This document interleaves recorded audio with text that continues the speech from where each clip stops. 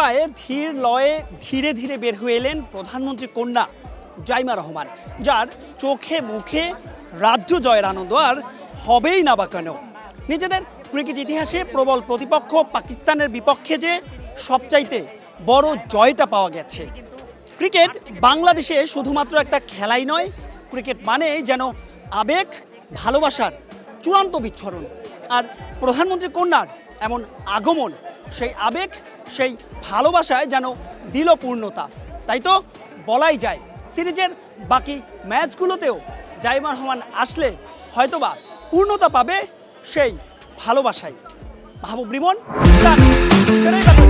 Stadium, Dhaka.